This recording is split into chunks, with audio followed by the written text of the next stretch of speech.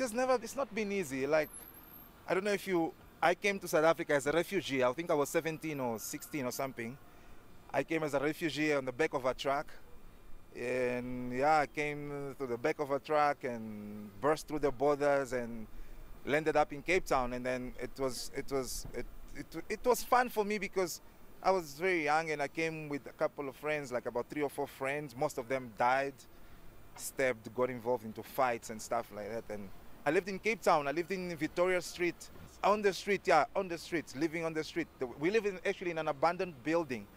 We were like about 16 guys living in one room, and we had to break into this place to go and sleep. And at 3 o'clock in the morning, you had to wake up because the police would come and do rounds there because a lot of boys. The building was abandoned, and 4 or 3 o'clock we had to wake up because the police would come and the owner of the building would come and would chase us away and kick us and beat us up and stuff. So it was difficult, and now I wanted to go. I was like, no, this is not life, you know.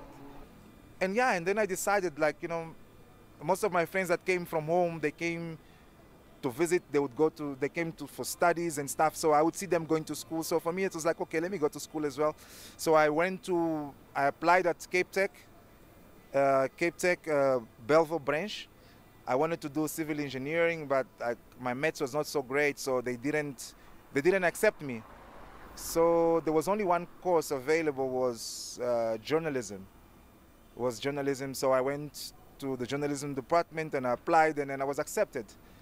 So had you completed your schooling in Angola before coming? Yes. So then I was then now at Cape Tech for about 3 years. I did my national diploma in journalism for 3 years, and then How did you pay for it? How did I pay? I had to work, bro. I had to work. Working in kitchens and bricklayers, and I did all sorts of works. I'll show you my picture.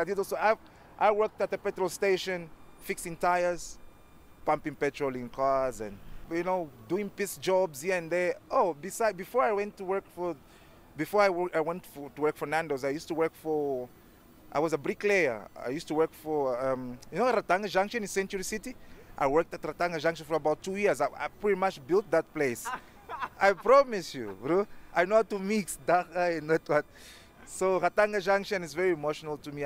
Century City, I helped build that place.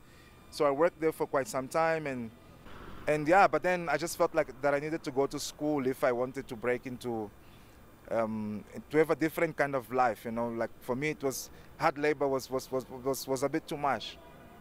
I did my national diploma, then I left and I couldn't get work because now the journalism industry is very tough, especially in Cape Town. It's very difficult for a black man in Cape Town, let alone me, a foreign national in Cape Town. And yeah, then came to Johannesburg, and yeah, that's when I joined Orlando Pirates. How did I join Orlando Pirates? It was actually very funny. I was unemployed. I just gotten fired from this company that I used to work for. It was a magazine. I used to work for them, and then I got fired, and I was home, and yeah, my baby mama just had our first son, and I was home not doing anything. And then one of these days, I still remember, I watched Pirates was playing against SuperSport United. It was an evening game, and because I was a fan of the team, I wrote a match report with stats and everything of that particular game. And because I used to go to Orlando Pirates website all the time and read there's the stories and the match reports and stuff, and then I just felt that I could do something a little bit different. So I went and I did that, a match report, and then I went to the Orlando Pirates website and I saw a couple of email addresses, and I came across with Nkosana's email address, and then I sent it to him. And I was like, listen, this is me, and I can do this, and yeah, I would like to come and work for you. And I wanted to work for free, actually.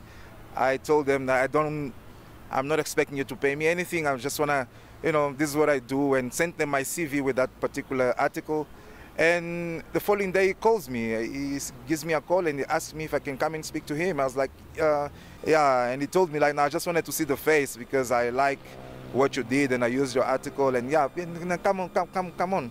So I went in and started working for them, and Nkosana actually gave me a big opportunity. He asked me to start now to begin writing for for the development, because there was nothing being done for the development teams, because they used to have the under 8s, under 7, up until under 18s and stuff. Yeah, Palacios team. So I used to write for them, and then he asked me to start now doing also work for the first team and writing for the first team on the website and stuff like that. And then yeah, then asked me to work also directly with Mickey Mudisani. That's when we met at the stadium during press conferences and stuff. And yeah, so it was a very strange kind of thing, because I mean, me from Angola, out of nowhere, not even speaking isiZulu, and I just sent my CV with a story that I wrote, and he liked it, and he said, no, come and work. And then I worked there, and not expecting them to pay me anything. I just wanted to be part of the organization. And how long did you work there for? And I ended up being there for about 8 years, I think. Wow. Yeah, about 8 years, and made fantastic relationships. And through Pirates, I got to be into a lot of places, and I then left Pirates in 2014, I think. 2014 I left Orlando Pirates, and then I went to work for SuperSport. And from Pirates, then obviously now I've got experience in the industry, and I know quite a few people know me now because of Orlando Pirates. And then yeah, that's when I got to be contacted by SuperSport. And that was a miracle. Yeah, that was a miracle, because I mean, a guy from nowhere, now you all of a sudden, now you are on television, now you are speaking to football managers from the national teams from these countries. When they come here, they contact you because they want us. We need to do interviews with them for our digital platforms on SuperSport. So that for me was something that I never envisaged, I never thought would be possible. Because remember, being a refugee and being in a foreign country, not having, I never had, my family never lived here. I lived alone all the time. I found myself with the wrong companies, but I would see how they lived and how they did their things, and also my upbringing, I think, influenced me also. I didn't come from a background where people smoked and drank uncontrollably and experimented drugs and stuff. So for me, coming here, seeing my friends doing that, it was kind of a shock. But I didn't get influenced by that. And also, I think also church helped me, because at some point I felt that if I wanted to change my life, and if I wanted to be focused, I had to have some sort of spirituality. I had to have something that controls me. Remember, I was living alone, and I was young, and I was getting paid. I was working, I was getting paid, so I could do pretty much what I wanted.